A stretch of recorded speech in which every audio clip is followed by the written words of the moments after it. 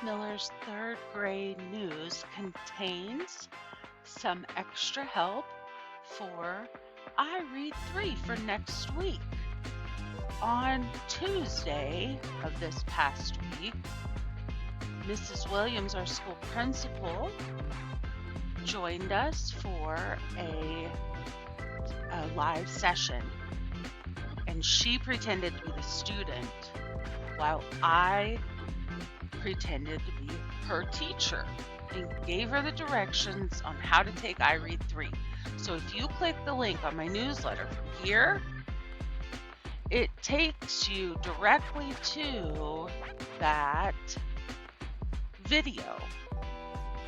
And within the video,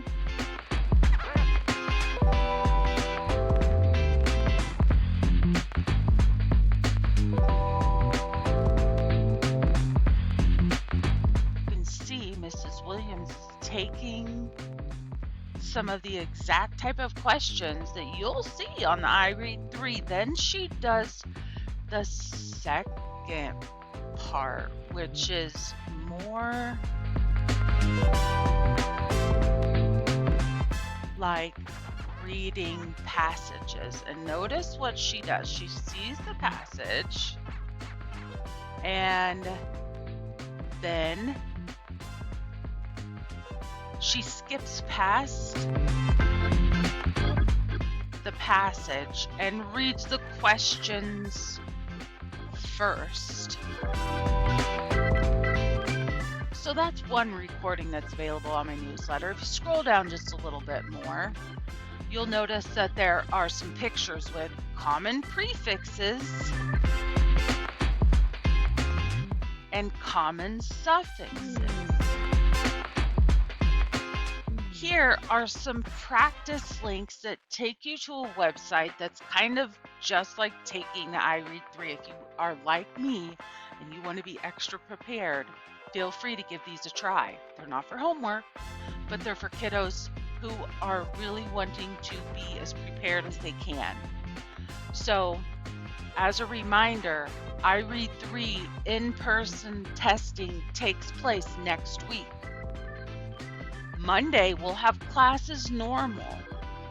Tuesday, some students will be taking the IREAD-3 in person with different teachers all throughout Indiana.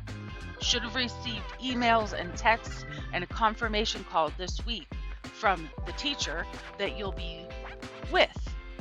On March 9th of next week, that's Thursday, there will be no live sessions. That's when I'm going to be giving the IREAD-3 to students that live near the Indianapolis area. So no live classes on Thursday.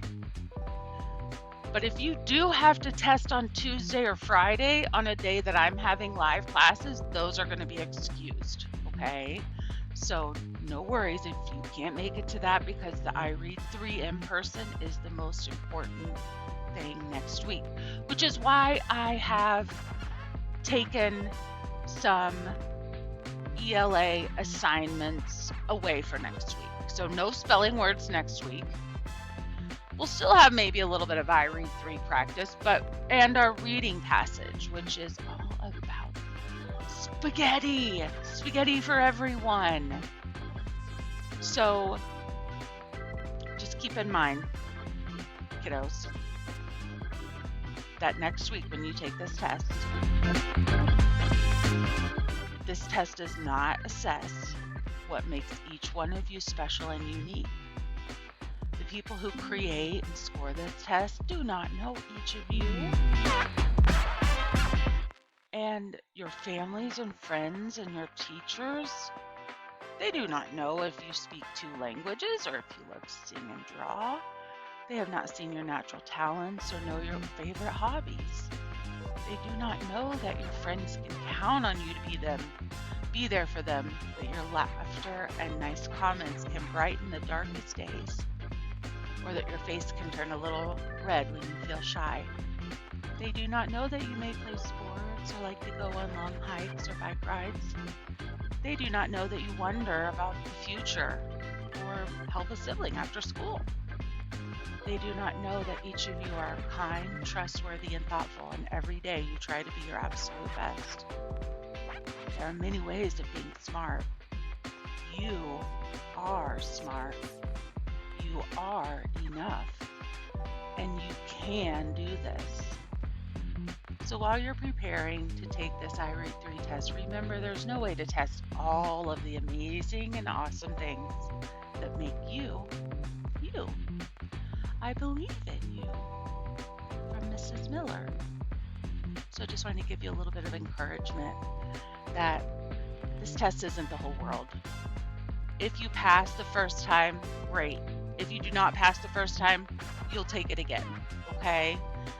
And if you don't pass it that time, you'll take it again. It is one of those tests that you want to make sure that you're not just clicking through to get done as fast as you can, okay? There's more information here, practice test. Here is the website from the state of Indiana that gives you more information about the IREAD-3, but I wanted to show you this up here. I found two cool links. One of them is IREAD-3 practice link. Click it. Once you do, it's like, oh, I'm about to begin an exam. Yeah, let's try this. Let's see what this is all about. Click start. Once you do, it shows at the top, 3rd grade ELA reading literary. That means a reading section. So there is a 3rd grade passage called All-American Burger. It has the reading here. And students, if you don't know a word while you're reading, it's okay. Do your best. But if I were you, I would do like Mrs. Williams says and scroll down and read that question first. What is the most likely setting? Oh, setting means where or when the story takes place. So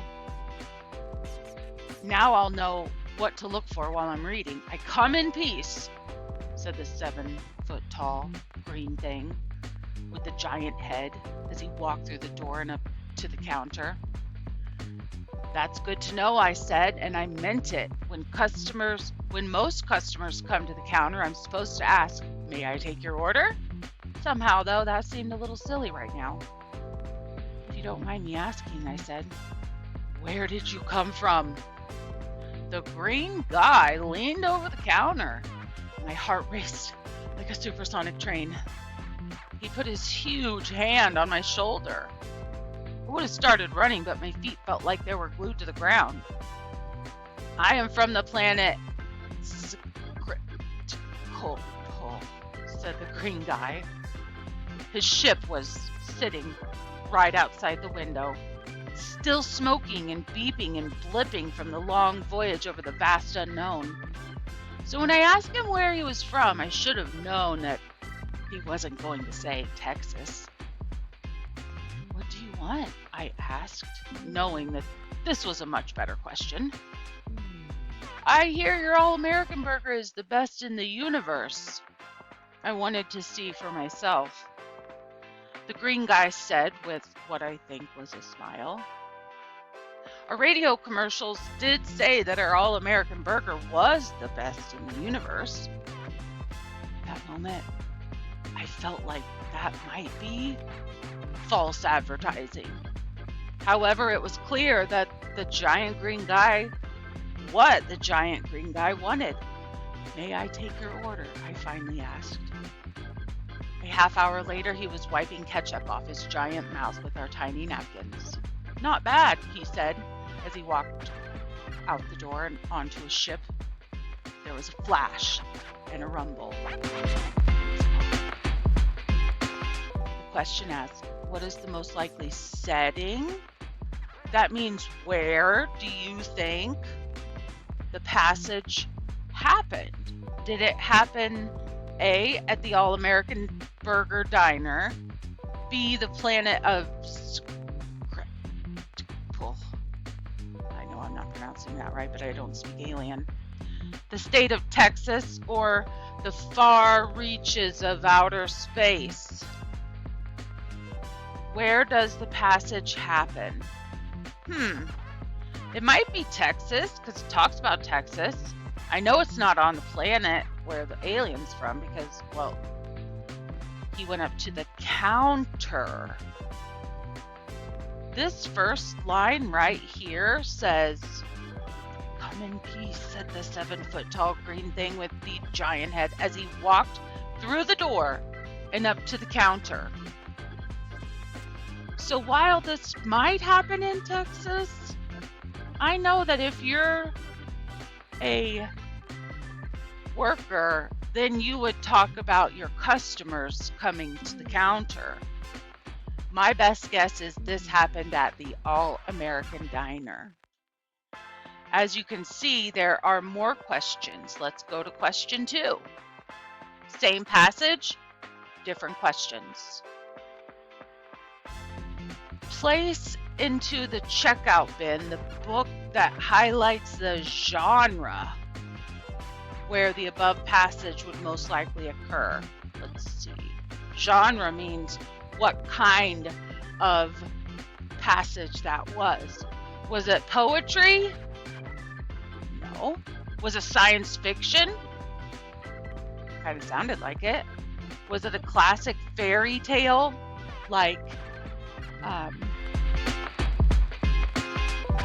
Alice in Wonderland or The Wind in the Willows? No, it wasn't a fairy tale. Was it nonfiction or a true story with facts?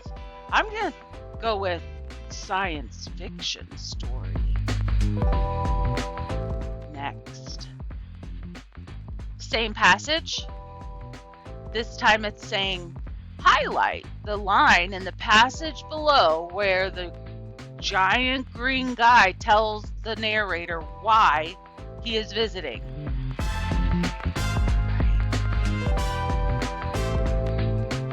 I am from the planet C. I'm just going to say that because I don't know how to say that. His ship was sitting right outside the window. So when I asked him, okay, no, that's not quite it. What do you want? No, that doesn't tell why he's there. Oh, I hear your All-American burger is the best in the universe. I wanted to see for myself.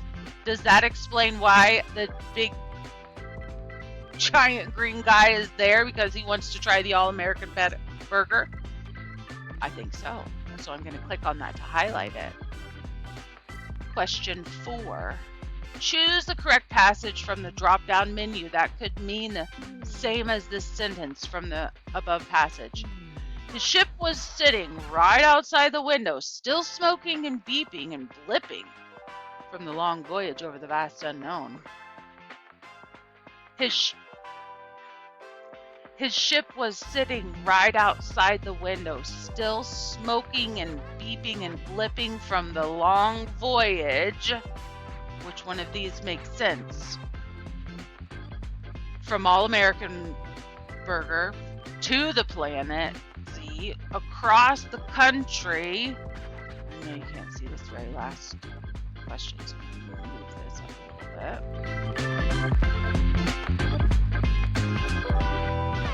bit. Or through outer space. Which one means the same as this underlined word? Over the vast unknown? I'm thinking through outer space. Next question. In the above passage, why should the narrator have known that the giant green guy wasn't going to answer Texas when he asked where he's from? A, he was speaking in a strange language. B, he had the appearance of an alien. C, he was making a very strange request. Or D, he was over 7 feet tall. Why should he have known that he wasn't going to answer Texas? I'm thinking B, he had the appearance of an alien. Second passage. So after all those, then you move on to a second passage and answer about 5 more questions there. When you get finished with this, it will tell you how you did at the end. I hope you'll all give this some practice and some thought, as this will help